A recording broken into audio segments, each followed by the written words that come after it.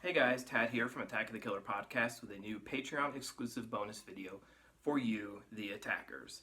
As always, thanks so much for supporting the podcast and being an attacker.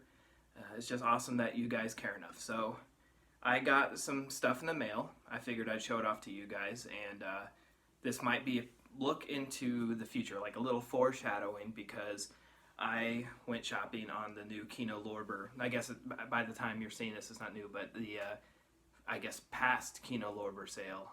If you're not familiar with them, they're sort of a boutique DVD and Blu-ray label, like Arrows, Shop Factory, all those, but they don't specialize as much quite in horror as some of those, but they make some great stuff, and they have some more obscure titles and some really old cool titles, so I couldn't resist. Their sales were pretty decent, like about $10 a Blu-ray, which, you know, when you consider what Arrow and some of the others charge, Vinegar Syndrome and stuff, which nothing against those guys. You get what you pay for sometimes, but I thought I would show off my haul. So I'll go sort of one by one. I got an old black and white movie from 1946 called The Spiral Staircase. This is something I haven't seen, but I've always wanted to, and I figured the price was right. Check it out, and I'll probably like it because this is my type of movie. But like I said, a little foreshadowing maybe into future Unwrapped episodes, maybe. Who knows? But Spiral Staircase, and you can see in here, it still has the wrapping on it. All these do. I haven't gotten to watch any of them yet, but yeah, this one is not a blind buy for me. It's one of my favorites from the 90s. From 1993, it's Macaulay Culkin and what's his name? Now I'm drawing a blank. Elijah Wood in The Good Son, which is like, you know, the one scary Macaulay Culkin movie when he plays a little piece of shit. Is sort of after his big time bump in Home Alone and all those kids movies, Richie Rich, and all that. So if you've never seen this, I recommend it. It's pretty fun. I'm excited to revisit it. It's been quite a while. Speaking of killer kids, I got Devil Times 5, another killer kid movie. It's also known as Horrible House on the Hill. Not since The Village of the Dam has death become so savage or survival so hopeless. This is one that actually came recommended from the man himself, Quentin Tarantino. He said that this was his pick for like a movie to watch on Halloween.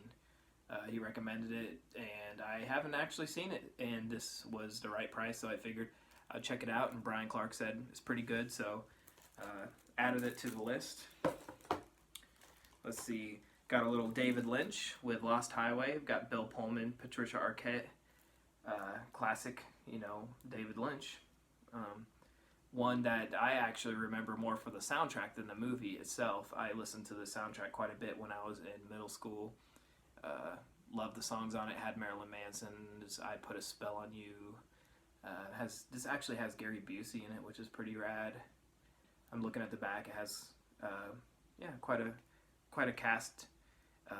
It's bare bones, but it's the only version of this on Blu-ray, and it was only $10, so I figured I'd pick up a David Lynch movie. And last but not least, another blind buy from Umberto Lenzi is Nightmare Beach with John Saxon and Michael Parks. Can't go wrong with those three names, Umberto Lenzi, John Saxon, and Michael Parks. I've heard this is pretty fun and stupid. It was the right price to just blind buy it. Check it out. I think this will be a fun one for Unwrapped because I'm excited to watch it. It also has a score by Claudio Simonetti from Goblin. Did Suspiria, Dawn of the Dead. Has Michael Parks, who, you know, rest in peace, but you remember him, and John Saxon, who was in everything. Looks pretty cool about a dude who shows up at spring break and starts murdering kids.